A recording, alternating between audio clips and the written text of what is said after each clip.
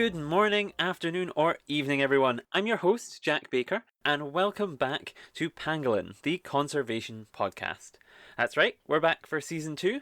New season, new name, new guests, new conservation stories to tell, and I am so excited. This season, we will be exploring the unusual, unacknowledged, and underappreciated conservation stories that inspire me, and of course, I hope will inspire you too. So, yes, welcome back to the show. To kick things off, this episode, we are not venturing too far from our comfort zone. We're not shaking the boat too much for the first episode because we are dedicating today's episode to another mysterious armoured ant-eating creature, the Giant Armadillo. So, very shortly, I'll be joined by Dr Arnaud Desbiez, founder of the Giant Armadillo Project. This is a really interesting project to me because, a bit like the pangolin, this is a hugely charismatic species which is hugely underappreciated. For example, did you know that the giant armadillo is actually more fun? For example, how big do you think a giant armadillo is? Do you think, if we think about an armadillo, I think most people would think they're the size of maybe football? Maybe slightly bigger than a football? What do you think? Have a think. Give you a small countdown. 5, 4, 3, 2. They're the size of a Labrador. Is that not mad? Sorry, I couldn't wait any longer. They are the size of a Labrador. So, really interesting and bizarre facts to learn this episode. And hopefully, in learning those bizarre facts, you'll be able to kind of share those with the world and help inspire everybody to look a bit more into this incredible, bizarre, wonderful creature. However, before we get to that, as always, there are a couple things that we should discuss and are worth clarifying for you in case you are new to the world of conservation or just kind of have a passing interest. There's a couple things that might be thrown around that you're not too sure about, so just want to make sure everybody is on the same page going forward. And even once I have explained all these things to you, if there's anything else that you think, oh, I'm not sure about, or you want to talk about more, please contact us. We're now on Twitter, Instagram, and Facebook at Pangolin Podcast. So you can follow us on there and reach out if you do have any questions. So, yes, the couple of things that we should clarify before we move forward. First of all, we discuss the RZSS, which for people who live in Scotland, you might know what that is. For other people, the RZSS stands for the Royal Zoological Society of Scotland. And the reason that that's important is they are the people who fund Arnaud's work. So they are very important to him. They're very important to me because I used to work for them.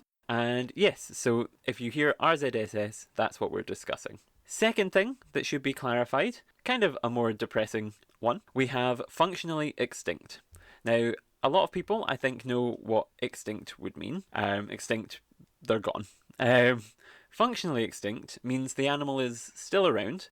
However, they are around in numbers that are so small that they can't reproduce or they can't maintain the population size effectively, and therefore, over time, they will become extinct. So in the context of this interview, we talk about functionally extinct because the giant armadillos are kind of separated from one another and therefore can't reproduce. So even though they still exist and they're still out there, they can't continue the populations that are there. So that is a second thing that you should listen out for, in case you didn't know. And the third thing that might come up or might shock some people is this idea of economic incentives for conservation.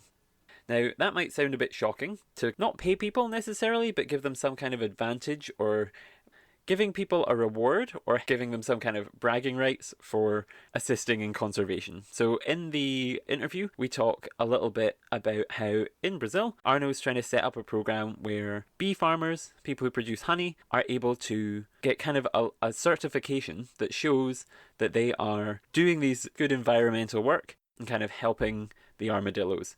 And of course, that would then put them at an advantage because a consumer may see, oh, these people are good for the environment.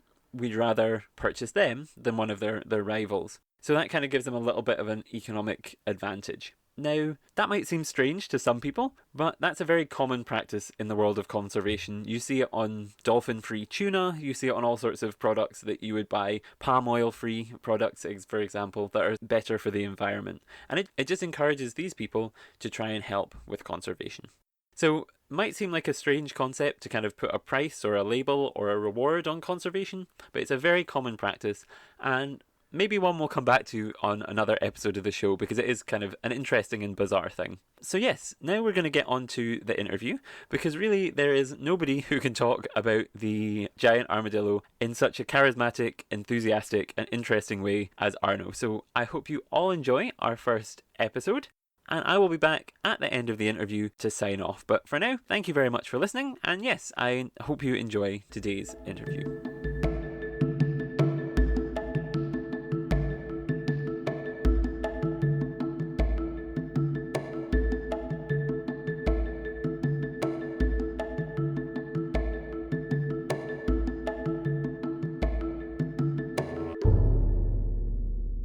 So, welcome back to the show. I am now joined by Dr Arnaud Desbiez, currently based in Brazil. Arnaud is the project coordinator for both the Giant Armadillo Project and the Anteaters and Highways Project. Today he's joined us to talk a little bit about this work, focusing mainly on the Giant Armadillo.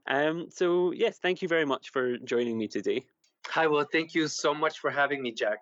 Thank you. I wondered, just to get started, if you could introduce yourself to the listeners and tell us a little bit about your background. Okay. Well, actually, I am French.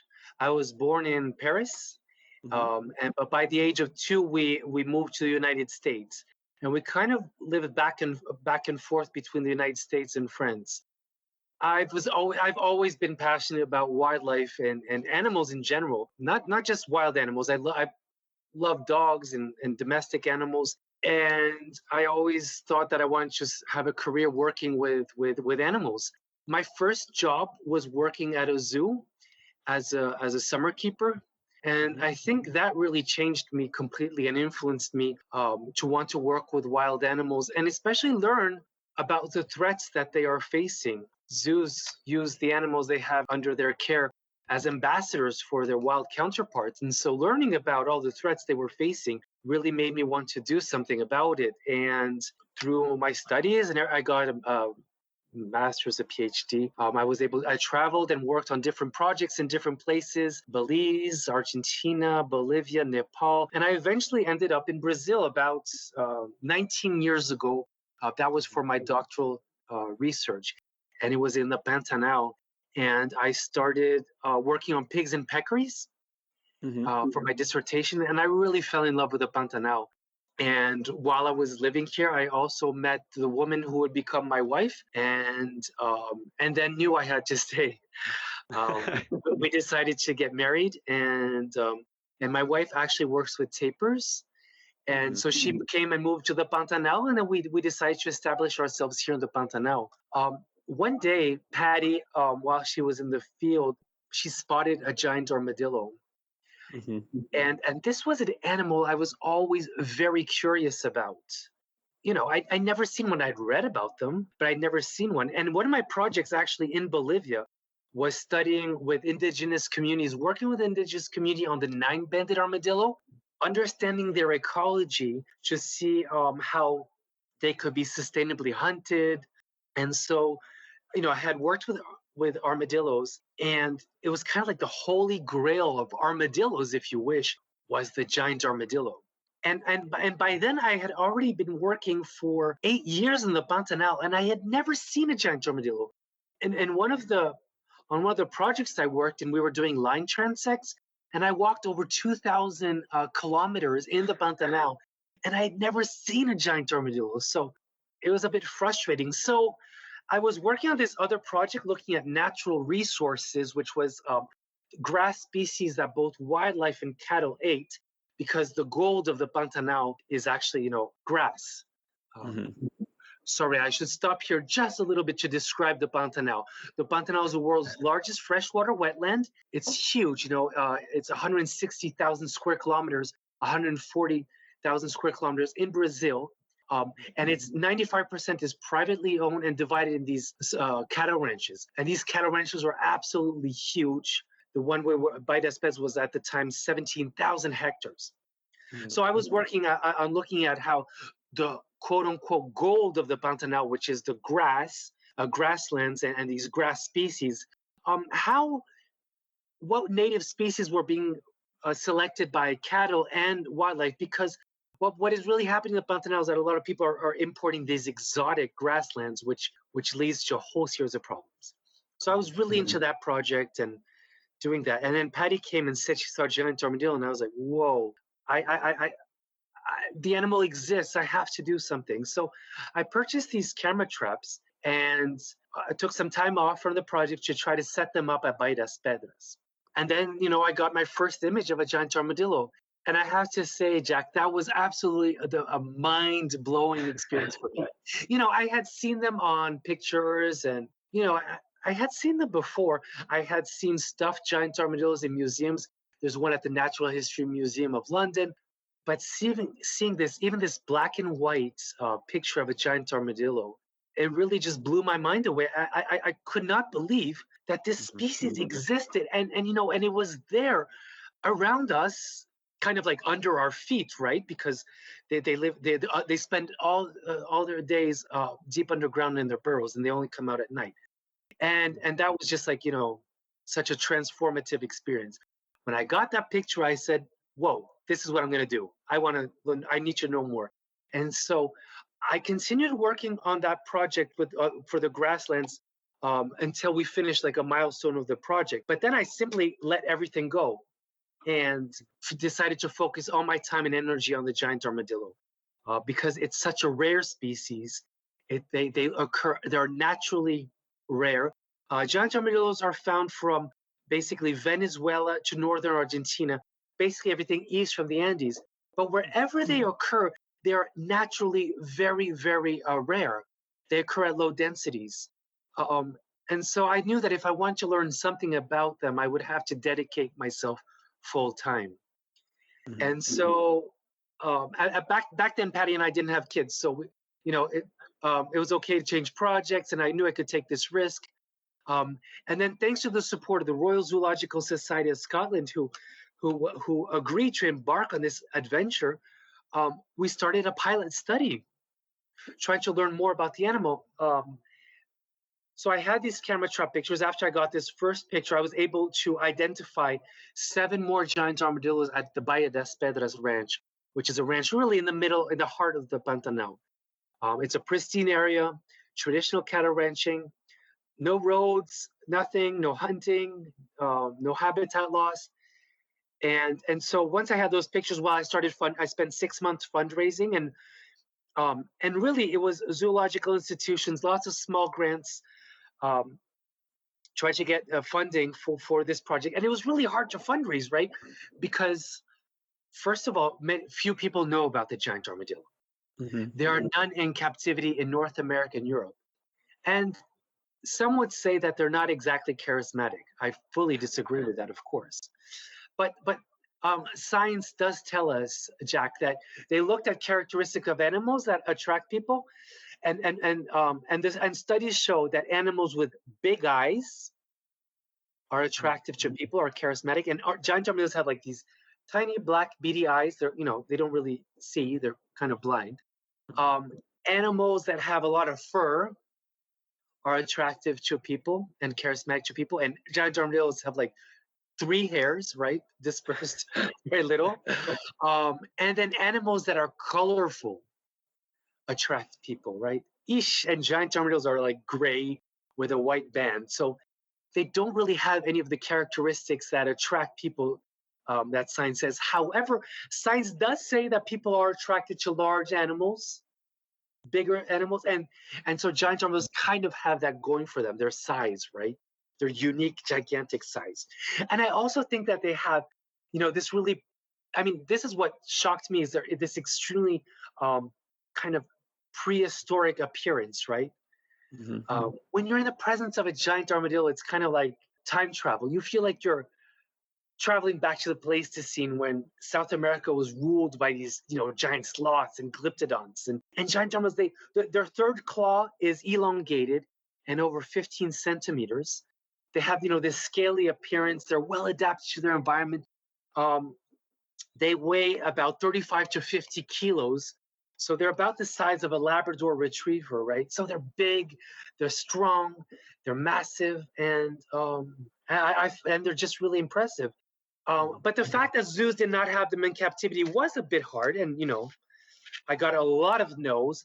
But some zoos were, they have these conservation. You have a lot of conservationists working in zoos, and some people thought, wow, this is, nothing is known about this species. Let's help this guy. And so that was really, really helpful. So I managed to, hire a veterinarian, Danilo Kluiber. And the first year of the project was extremely difficult, just walking, trying to capture this animal. We had to learn about how to fix a telemetry device on this animal, which does not have a neck. That was really difficult. The devices fell off. So the first year was horrific, really, really frustrating. But eventually now we're on, I'm on my 11th year. And we learned how to do all these different things. We managed to we figured out how to use telemetry devices. We use intra-abdominal implants, which have a very low range, but then we can fix a GPS device on them that will only last 30 days because it's on the arm, it will fall off. We use camera traps. And so all these different techniques and spending a lot of time in the field. We spent 2 weeks a month in the field, have enabled us, to I would say unravel the basic mysteries of the life of the giant armadillo. I mean, now we have, I would say, a good understanding of their basic biology, ecology, and their important role in the ecosystem.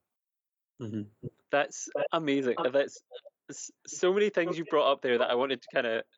I'll probably come back to through it because there's so many things there that you've kind of touched on that are so interesting to me. And I think, yeah, speaking to you, I also started I worked in an aquarium and then in a zoo, and now I'm working in a botanic garden. And it's kind of, you're probably 10 steps ahead of where I am and you're like where I would like to be. So it's very interesting to hear all of these things. Also, you touched on your wife working on tapirs. I know we shouldn't have favorites, but they're one of my favorite animals. So I might have to bother her at some point and ask her questions as well. But that's another day. But yes, just so you know, Patty is the right person for you to interview about tapirs. She's celebrating her 25th year of working with tapirs. She's also chair of the tapir specialist group, so she's kind of one of the authorities on tapirs. So you'll really enjoy talking to her. That's incredible, and I think, yes, certainly something that I guess tapirs and the armadillo have in common is that they are these kind of stranger creatures, which we were talking a little bit about charisma there, and how these animals don't stereotypically fit the idea of what should be popular or what should be cute. But I think they are just kind of these unusual things that I agree with you. I think they are also kind of bizarre, but very charismatic animals. So we've kind of talked a little bit about them there, but I was wondering why you think the protection of them is so important. We've talked about what they are and kind of the basic introduction to them, but why are they so important for the environment where you're working? Yeah, that's a good question. But I just want to go back on what you said about being a charismatic animal. I also think that sometimes people just don't know about other species, and once you start learning about other species, you become fascinated, and then they suddenly become incredible, and that's and I think the giant armadillo is a great illustration of that, and that really ties into why they should be protected. Well, giant armadillos, one of the things that one of the reasons that they should be protected is that giant armadillos play a very important role in the ecosystem. You see, giant armadillos spend their days deep underground in their burrows, and these burrows are huge, right? 35 centimeters wide. They can be up to 5 meters deep, and so they're deep underground, and they have large home ranges, right? The median home range of a giant armadillo that we have registered, so on average, are 25 square kilometers. That's absolutely huge, right? And just as a comparison, a lowland tapir, their home range, the largest terrestrial mammal in South America, their home range is 5 square kilometers. So they have these huge home ranges, and they dig these really deep burrows. And they come out at night, on average, for 5 hours, and they forage and eat termites and ants. And they use their huge claws to break up termite mounds and dig up ant mounds. And then they often dig a new burrow to sleep. And you might think, wow, what a waste of energy. But for them, in 20 minutes, they dig them up. And so basically, throughout their whole home range, you have these burrows scattered. they dig a new burrow on average one every 3 days, because then they'll go back to old ones. But then these burrows are used by other species. So basically, giant armadillos give homes to other species. They are what we call ecosystem engineers. Their burrows are used by other species as a refuge against extreme temperatures, because inside the burrow, it's a constant 25 degrees Celsius. So when it's really hot outside, 40, 45 degrees, it's nice and cool inside the burrow. And we do get some periods of cold, like we get Arctic winds coming from the Antarctic, from Argentina, and for 1 week it can be cold. But then inside the giant armadillo burrows, it's always about a warm 25 degrees. So lots of species, especially those like other species of Xenarthra, like tamanduas or other species of armadillos, like to use the giant armadillo burrow as a refuge against extreme temperatures. It's also a place to find a refuge against predators, a place to find to forage on insects and invertebrates. As they dig up the ground, they break up roots, unearthed species. So there's lots of invertebrates to be fed on. The sands mound in front is also in front of the burrow is a great place to rest. In the past 10 years, and in the different biomes that we worked in, we work in Pantanal, Cerrado, and Atlantic forests. We have documented over 70 species using giant armadillo burrows. So giant armadillo burrows give homes to other species. They enrich the environment and provide new resources to other species. So almost all the animals you can think of, agoutis, ocelots, crab-eating foxes, and also reptiles, tegu lizards, tortoises, all these species use giant armadillo burrows. So I think just for that role, that important role that they play in the ecosystem, giant armadillos need to be protected. They also feed on ants and termites and ants, which are kind of plagues to humans. So that is really important. That's also an important role.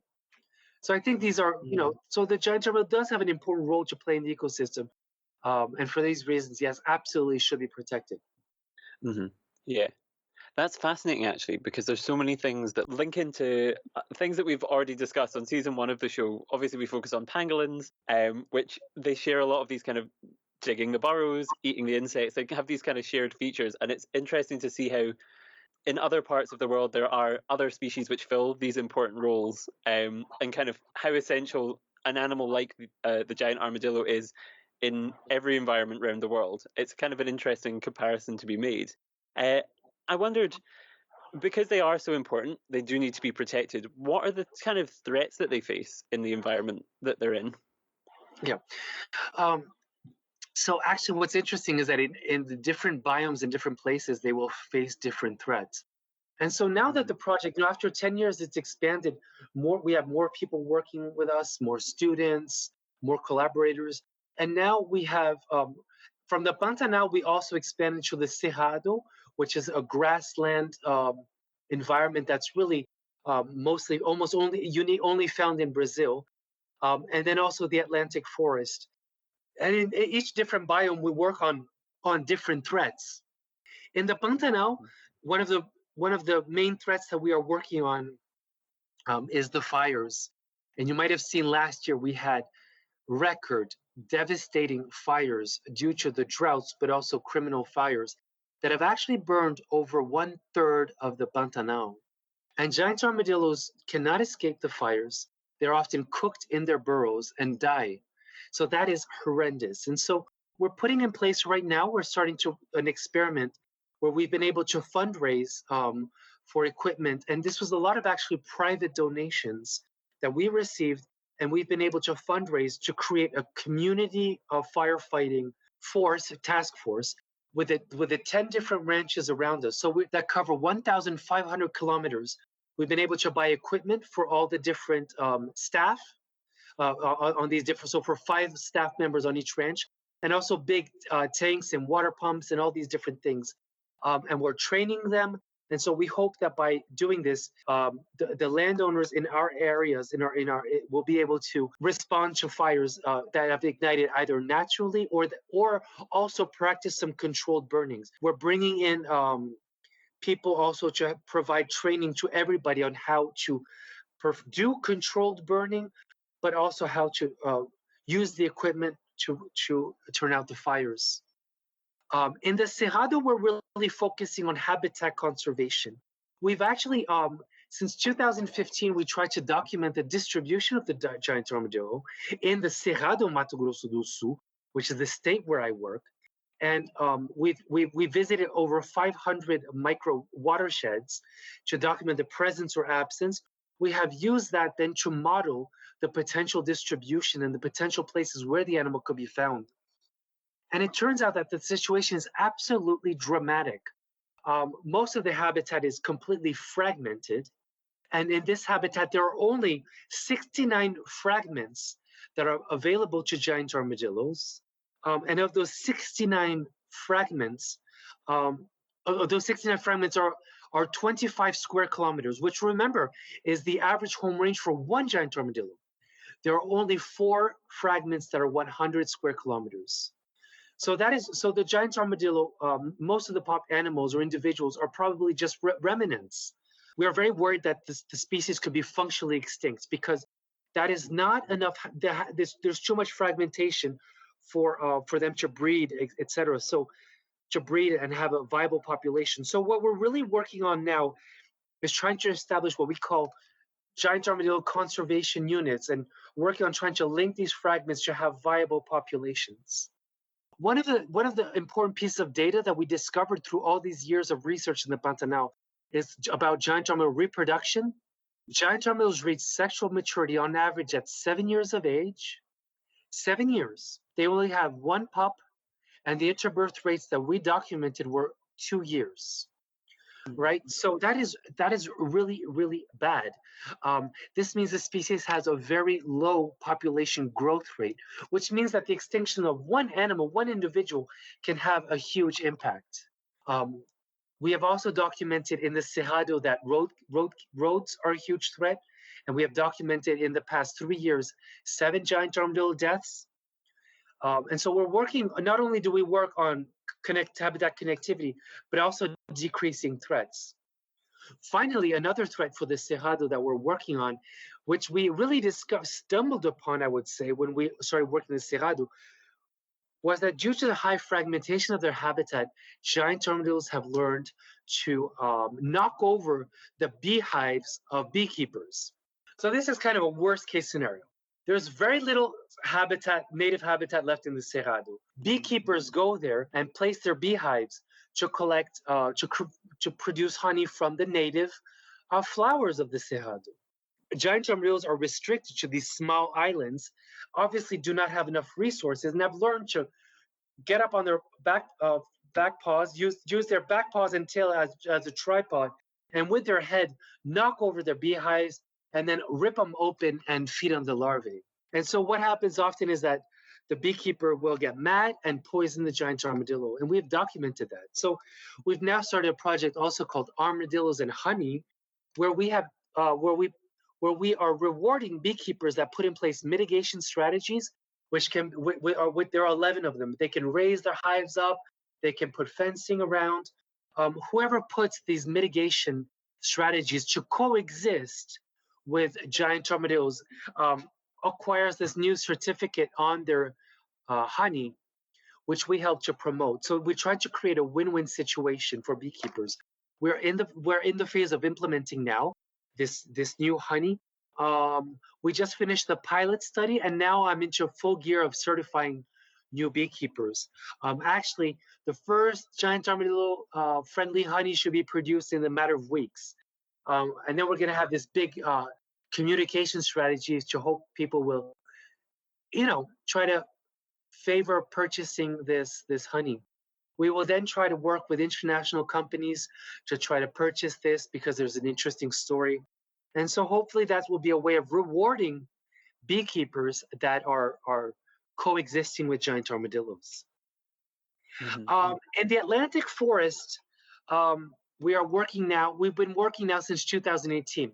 When we started working in the Atlantic forest, there were only basically 2 big areas where giant armadillos were still present. The first area we worked in, the Reserva de Soretama, Unfortunately, I had a master's student working there. We document that the species is now functionally extinct. In 2 years of camera trapping, we only registered two different individuals with potentially a third. But that is not enough. And despite having 360 square kilometers of pristine habitat, due to hunting and poaching, giant armadillos were driven to extinction. Unfortunately, as there are not enough giant armadillos, we cannot even we don't have enough resources to try to work there and protect those three animals. We're concentrating all our efforts in a park in Minas Gerais, Parque Estadual do Rio Doce, where there seems to be a potentially viable population of giant armadillos. We have already documented 26 individuals. We just started this work in January 2020. Due to the pandemic, it was really hard to work because the park would close. Actually, right now it's closed, and we can't even go check our camera traps. Um, but we believe this park has the last viable population of giant armadillos. The park is really receptive, has welcomed us, and we want to work in the fragments around it. So this is really saving the species, working on all the different threats: fire, hunting.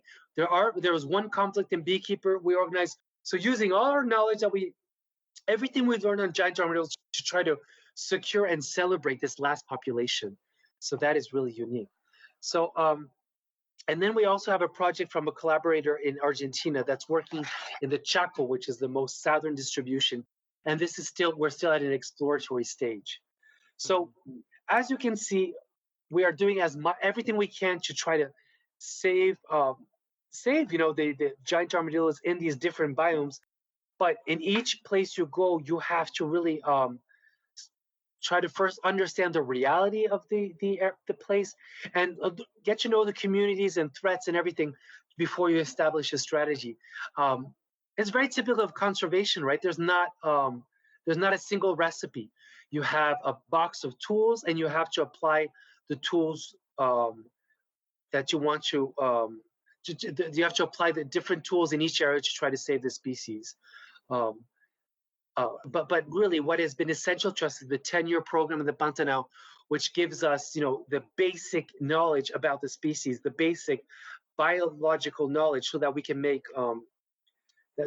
base our decisions on science, right? On the knowledge of the species. Mm-hmm. It must be really difficult some days to deal with all of those challenges, all coexisting simultaneously, working in different ways against the species almost. And in some ways, they're working.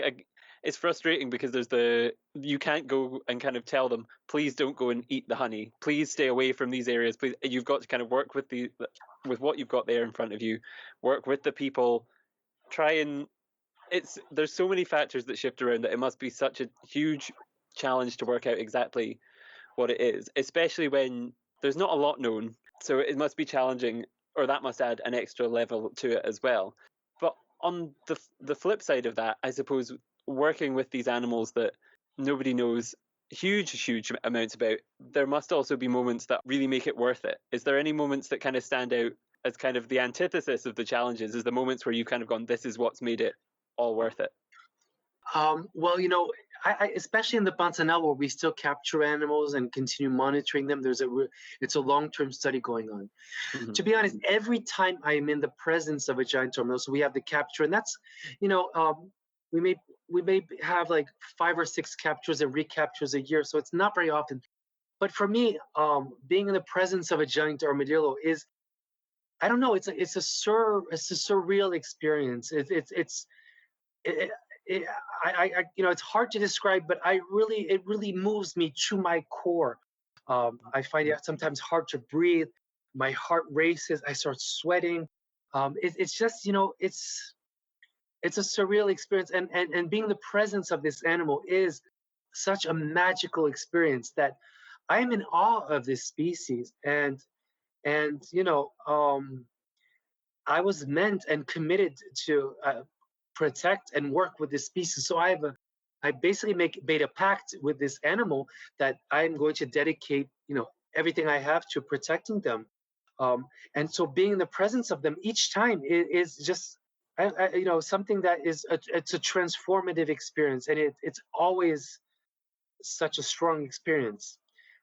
But if I was just to give you like an example of some of the best moments like Mhm. I've had, it was for sure, no doubt about it, when we recorded the first pups, especially the first pup, Alex, a pup that we were able to monitor until he was 2 years old. And that was all done remotely through camera traps. So the camera trap videos that we share in our social media, that was the same experience that we had opening the camera trap and looking at the, but that was just, surreal because at the time we didn't know very much about giant armadillo reproduction and, finding out what dedicated mothers giant armadillos are.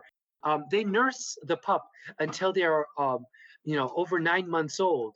And the pup, until it's 15 months, still uses its mother's burrows until they're 2 years old. They're still in their mother's territory. So, registering all this and following that was, incredible, incredible. Not only because for conservation, understanding the species reproduction is key to population dynamics and all these other things, but on a personal level, it was awesome.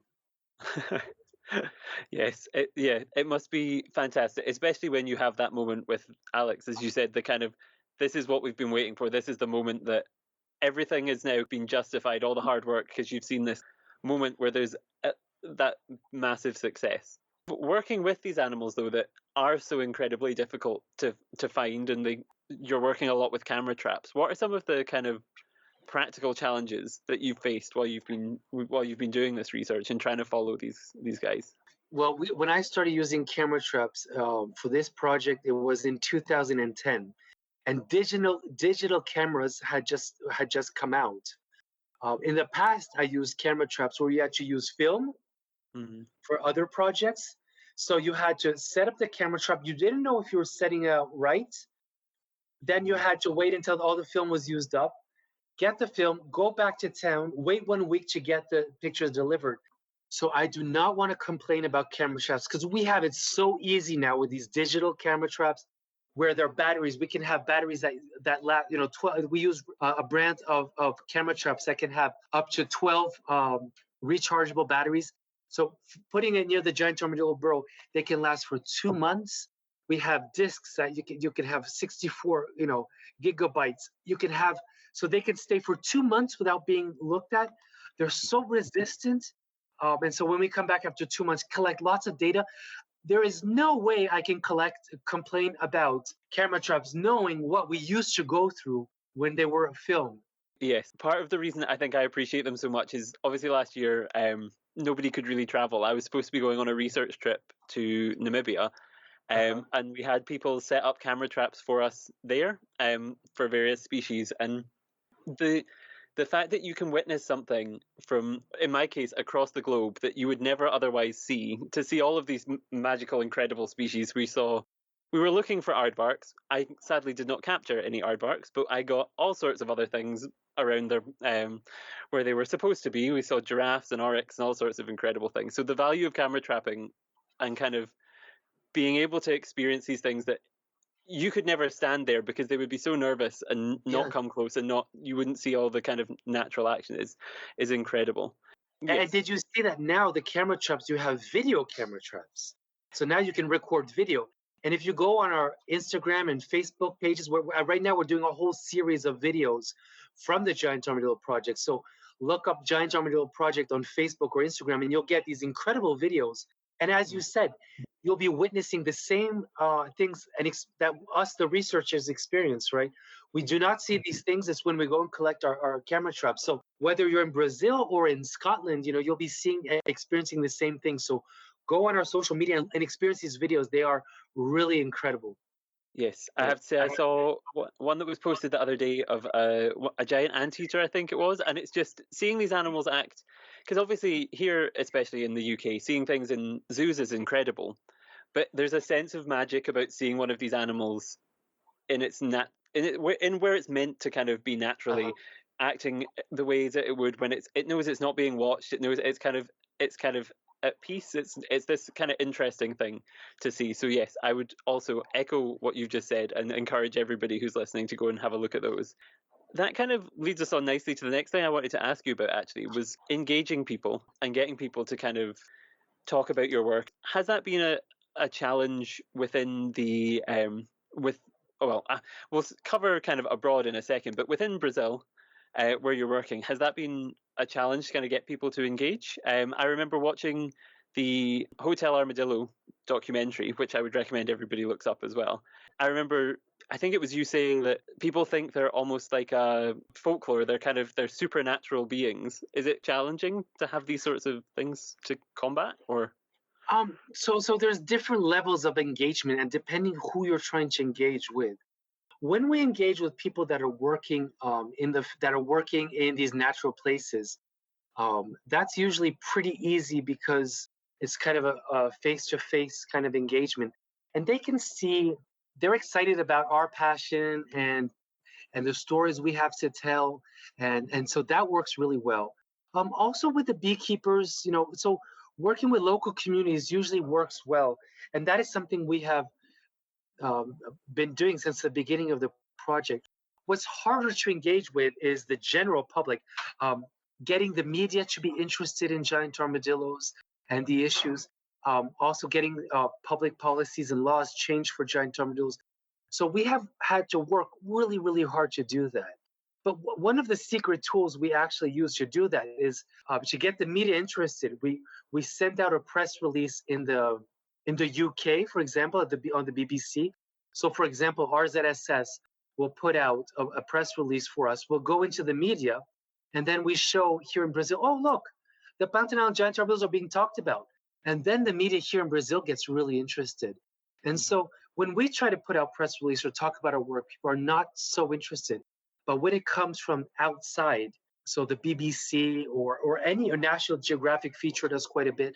So those kind of connections that really gets people interested. And so through that we were able to engage with them. And so, for example, in the state of Mato Grosso do Sul, we were able to engage authorities on the importance of the giant armadillo. I've already met with the governor to talk about giant armadillos. We got giant armadillos listed as one of the indicator species for the creation of protected areas here in Mato Grosso do Sul. So they have what we call zonamento ecológico econômico, which is a tool for ecological and economic zoning. And so the giant armadillo distribution map, that data is now being used to select areas that have to be protected. So it's hard, but it's possible. And what it requires is a lot of persistence. But you're absolutely right that communication and engagement is, one of the keys to conservation. There's no point in being a fantastic scientist, creating all this data, generating all this data, publishing papers on, saying what needs to be done. You really need to go out and do that. How do we do that? Well, with a multidisciplinary team, we have a social scientist, we have an educator. We're trying to hire now a communicator. We work with all these different people that have these different specialties to try to help us get this message across. And it's certainly all collaborations. Everything I'm talking about, yes, I started as one individual, but now we have an NGO with actually 11 full-time staff. Currently we have, I think, about 12 full-time students, and also about 30 or 40 collaborators that really work intimately, and lots of volunteers. So it's really not only you have to kind of build an army of people to also focus on the task ahead. So we make sure we all have the same message, that we're all very strategic about what we want to do, and I guess just plow through. It's so interesting to hear your perspective, actually, because I guess here in the UK, I think a lot of people, when they think of conservation, they like to think about big, new kind of animals we don't have here.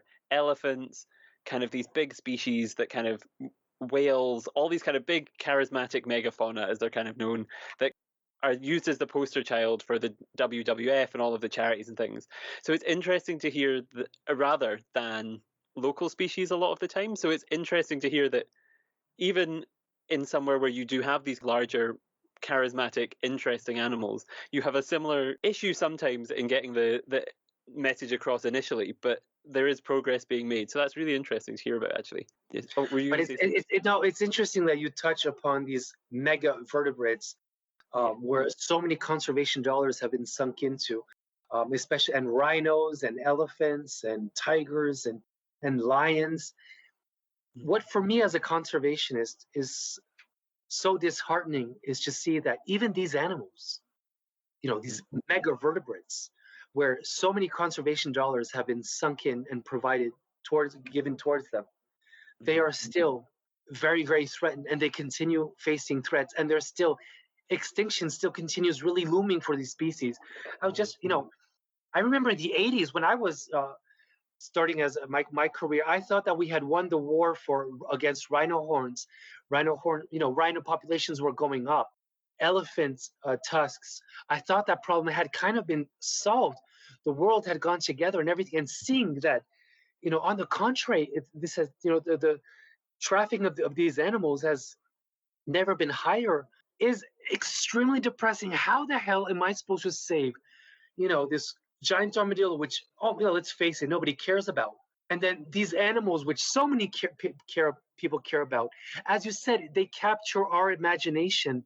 They are the symbol of wildlife, and we might lose them in my lifetime. That I think is very daunting and very, very scary. And when I hear these stories, it makes me really, really scared. If we don't have hope for those animals, how can I ever have hope for the giant armadillo? Hmm. I think that's, yeah, it's one of those things. And I think the best piece of advice I ever got from anybody is don't lose the childlike joy that comes alongside working with and for animals. I think a lot of people, because there's all of these things come along that are really challenging and will kind of, if you take too long to think about them and you let them get into a negative space, it can be really deconstructive. But if you keep that joy and passion behind what you do and keep pushing, is essential. Because if you don't keep pushing, then you've got to kind of think who's going to be there to take your place. There might not be somebody behind you, so you've got to be pushing, especially for a species like the giant armadillo, where you're fighting this fight that you've got this kind of growing organization behind you, but how many other people would be there to take your? It's one of these things that you've just got to keep going. It's interesting to me anyway. So you touched on 2 points right now. I have never found it um, as difficult. I mean, I have some. Last week I was very, very down. I have never found it as hard to keep up, morale and right now in Brazil we are going through such a horrendous both health and environmental crisis as the pandemic rages through Brazil, and we are at catastrophic levels. Our ICUs are full. I just read yesterday 5 people died while waiting to go into the emergency rooms, right? So we're in a catastrophic situation. But the government has also used the last year to completely dismantle environmental laws and to increase and you've witnessed the Amazon burning, the Pantanal burning, and it has really been traumatic for us to see everything health-wise, seeing so many people die in an unnecessary way because the leadership does not believe in science, and so many and that has just been mind-blowing. And then just seeing everything we've worked for being dismantled and destroyed has been absolutely heartbreaking. And yes, going to the field is what helps restore a little bit of that faith. The pact that I talked about, you kind of forge that pact again with the animal you are committed to. Seeing them really inspires you, and it reminds you of what you're doing. And another thing you said about, well, who will be behind? That's something I really focus on a lot, is also capacity building and training. If something happens to me, Gabriel, Daniel, there are other people that can take over, and can continue. And I have absolutely amazing collaborators, friends, and that are working on this with me. That if something happened to me, I know they could take over. And that is, that's also something we've always worked on, and they continue to work on. For the Giant Armadillo Project, we've provided training opportunities in the last 10 years to 85 national vets and biologists. bringing them to the field, teaching them everything about how to run a conservation project, from the fundraising side, work with local communities, to the science, everything. And that is really important. Making sure that, yes, we are not alone and that we are creating an army to continue the work. Mm-hmm. That's really interesting. And I usually ask this question at the end, but I'll ask it now because I think it's a good point to ask it. Is if there's somebody listening to this who has heard you speak so passionately about these things, and whether they're in Brazil, the same kind of place as you, or whether they're around the world thinking, I have got to do something about this, what can I do? What would you say to them? What is the best way that they can help you from wherever they are? Well, I always, what I often get this question: how do you work in conservation, for example? How do you do? I think first of all, you need to know yourself a little bit, know what your skills are. What are you good at? For example, Jack, you found that you are good at communicating, and maybe communicating is essential. So creating a podcast to share the cause, that is very important. Maybe you're good at art. Just this morning I had a meeting about we recognize giant armadillos for their scale. I'm having an artist draw the different patterns of the scales. It's good for science, it's good for people. But our logos and everything, the WhatsApp, I created a whole education kit of WhatsApp messages for the beekeepers based on art from an artist. If you're an artist, get involved with a conservation project. I mean, we also always want to welcome artists to help us translate science and the messages that we have into conservation education and messaging and outreach. If you like people, become an educator. If you are a lawyer that wants to be reconverted, I actually have a student that was a lawyer who started to get involved in conservation. He's helping us work on different laws and understand how the law can be used for us. So whatever you are good at, unfortunately, a lot of people see a conservationist as a bearded, long-haired person working in the middle of nowhere, which kind of looks like me, right? but there are all kinds of ways, and we need all kinds of skills and talents. So whatever your talent is, so whatever you are good at, apply that to conservation. How can you start doing that? Well, try to volunteer with anything. First of all, I would say local. And in Scotland, there's lots of initiatives, but work with your local conservation organization, and also zoos. Zoos are now conservation organizations in their full right. If you're in Edinburgh, for example, RZSS has several opportunities for volunteer work, and they do all kinds of incredible conservation work for native species, ranging from these, mud snails to these weird flies to beavers, and they're definitely a great organization to get involved with. And they kind of tick all the boxes, right, of working with education, communication, and science. And so, but if you're anywhere else, yeah, maybe your local zoo or conservation organization, go for that. If you're an artist, we would love to hear from you. We always love to have art related to giant armadillos. But yeah, that's the message. Yeah, do something that you're good at. Provide a skill that you have.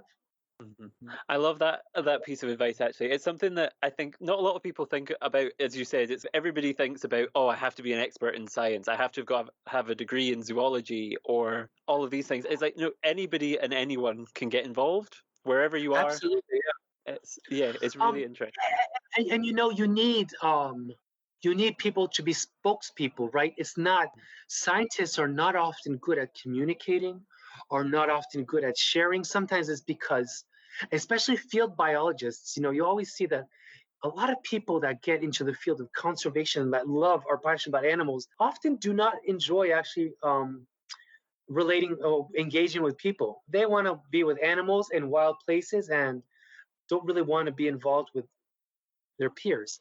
And so you need these other people. I think a great example is Greta Thunberg, right? She is not a scientist. She doesn't know anything about science. And yet she's managed to turn herself into one of the greatest spokespeople for climate, because all she does is translate what the scientists are saying. So you definitely don't need to be a scientist. I think some of the best conservationists are not scientists. I sometimes say that academia, and you might relate to this. I think sometimes academia shapes your thinking in such a way that it takes away sometimes some of your creativity, because you often end up thinking of sample sizes and statistical analysis, and not a little. You forget to think a little bit beyond that.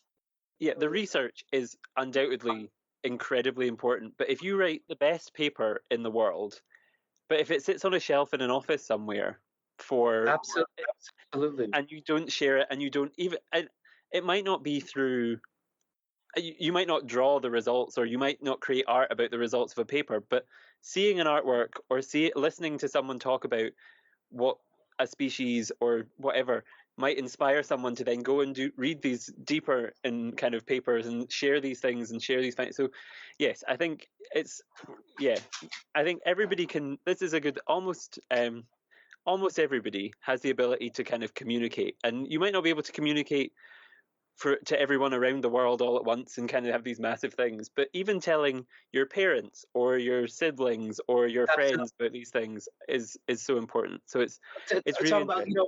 changing the attitudes in your house towards recycling, purchasing, responsible products, thinking about how you feel, when you go to the supermarket, what it is you're purchasing and how you spend your money on these different things. So all these different things are important, of course. Yeah. Mm-hmm.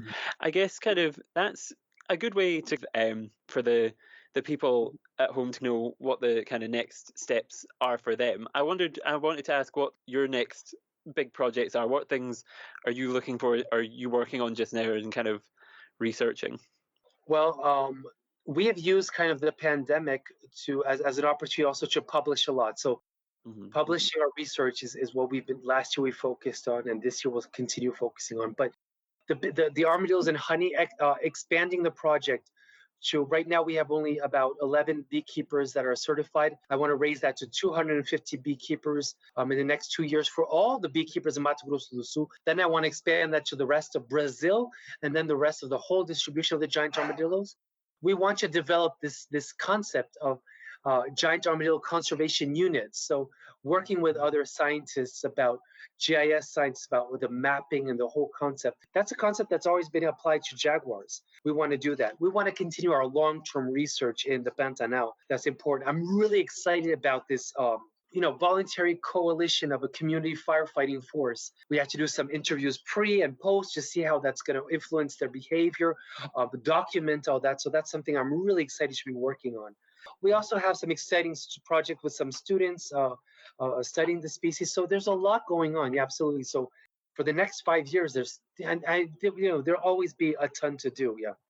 Mm-hmm. And I haven't touched on the anteaters and highways project. We can do that some other day. But there's lots of we have a whole new team working on that, and that's really exciting too. So there's lots to look forward to. Yes, that's incredible. I think that kind of brings us nicely to the end of the questions that I had for you. And I think, yes, it's been really interesting and fascinating to hear all about everything that you've done, and would definitely love to kind of get back in touch with you to talk about the anteaters as well. But I guess kind of the final thing I would ask, is there anything you'd like to plug? Is there anything that you want the listeners to kind of look at, or if they're interested, where can they go to find out more about you? Well, yes. If anybody wants to learn more about our projects, they can look on social media, Giant Armadillo Project or Anteaters and Highways Project.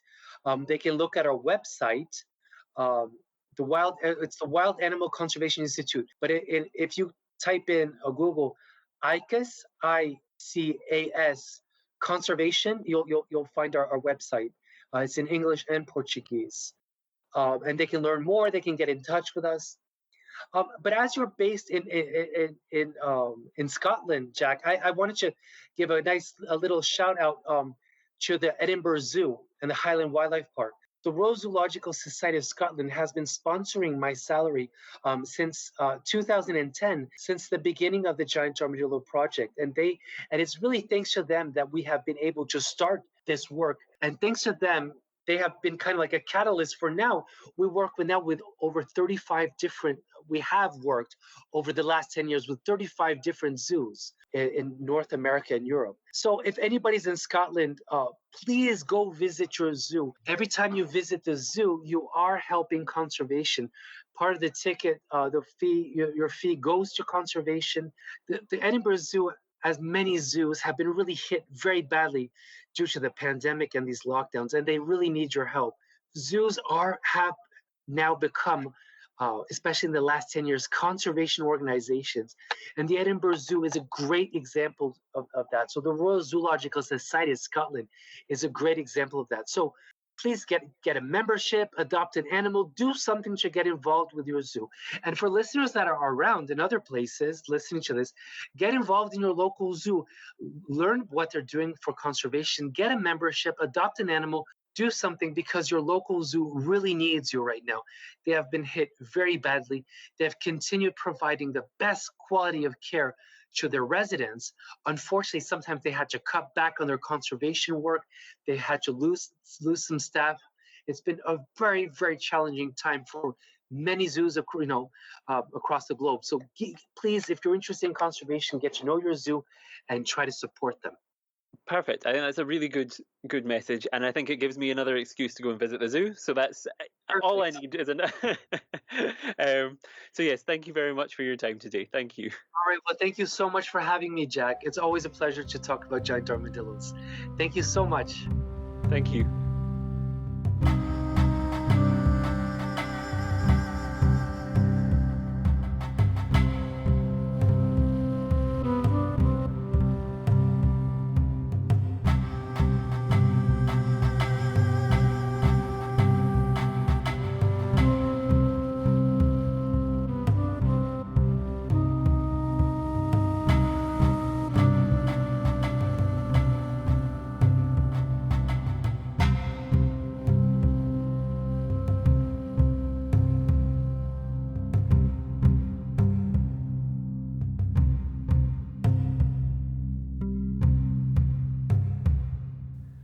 So, what did you think?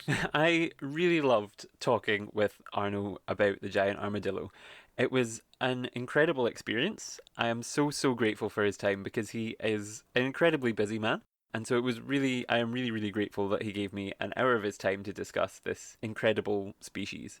If you do want to learn more about the giant armadillo, of course, I will put the links to all of the websites and all of the things that we discussed down in the description below. And I do highly recommend following the Giant Armadillo Conservation Project and the Anteaters and Highways Project on social media because they are just incredibly bizarre creatures. Also, I think a lot of stuff to take away from what he said. Go visit the zoo. Go support your local conservation organisations as well as conservation organisations around the world because all of these things link together and in helping conservation in any little way can make a huge difference. And yes, hopefully we will have him back at some point to talk again about the giant armadillo, maybe about the giant anteater, and maybe at some point we'll be able to get an episode about tapirs, which I would be super excited about because they are just one of my favourite species. They are an incredibly interesting, bizarre, wonderful, strange, beautiful, cute, weird thing. And it's just, yes, I would love to be able to talk about that as well. But for now, that brings us to the end of today's episode. Thank you so much for listening. Not only is this the first episode of season 2, it is also the first episode which has been over an hour long. So if you've sat through an hour and a bit to get here, thank you very much. And I really hope you enjoyed the experience and felt like you gained something. If you did, I would love to hear from you. We are at Pangolin Podcast on Facebook and Instagram and Twitter. So please follow us on there.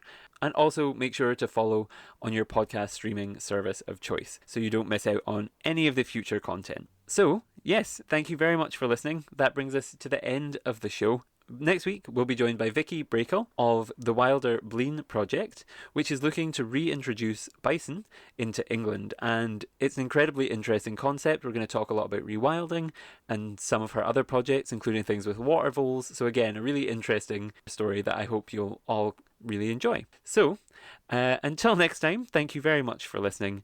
And can't use "Don't Stop Fighting Against the Plight of the Pangolin" anymore. And until I think of a better sign off, thank you very much for listening.